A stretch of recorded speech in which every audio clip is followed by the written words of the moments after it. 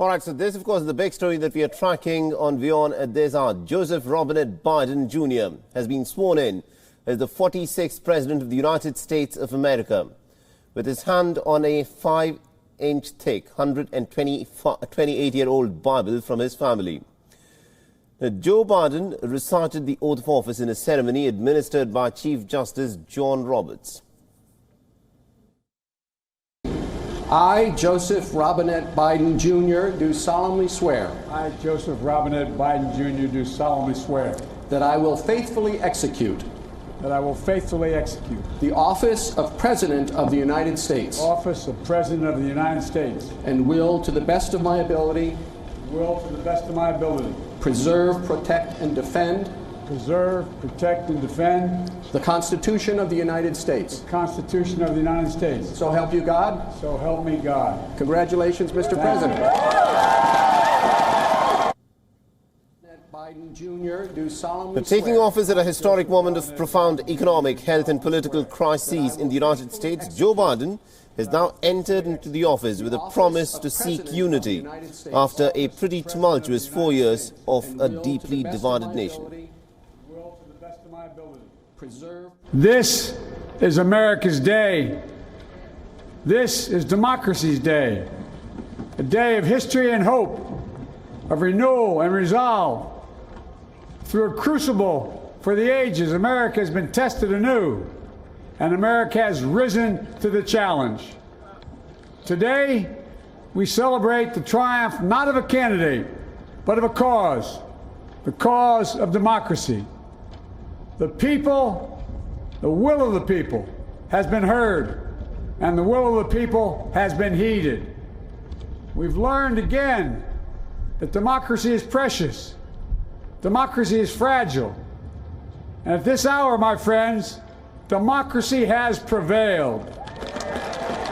We'll press forward with speed and urgency, for we have much to do in this winter of peril and significant possibilities. Much to repair, much to restore, much to heal, much to build, and much to gain. Few people in our nation's history have been more challenged or found a time more challenging or difficult than the time we're in now. President. And also in his inaugural speech, Joe Biden said that the United States was deeply divided, reeling from a battered economy and also a raging coronavirus pandemic. This is America's day. This is democracy's day. A day of history and hope, of renewal and resolve. Through a crucible for the ages, America has been tested anew, and America has risen to the challenge. Today, we celebrate the triumph not of a candidate, but of a cause, the cause of democracy. The people, the will of the people has been heard, and the will of the people has been heeded. We've learned again that democracy is precious. Democracy is fragile. And at this hour, my friends, democracy has prevailed.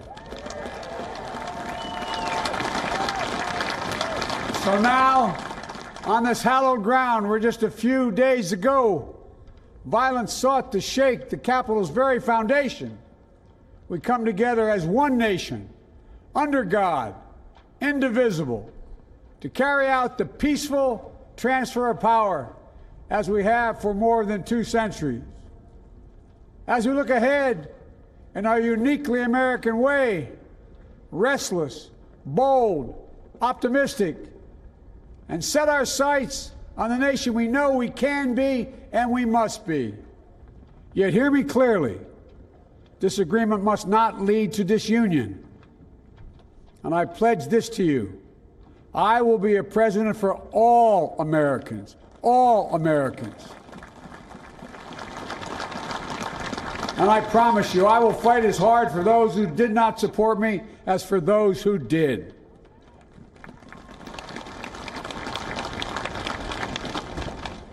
May this be the story that guides us, the story that inspires us, and the story that tells ages yet to come that we answered the call of history.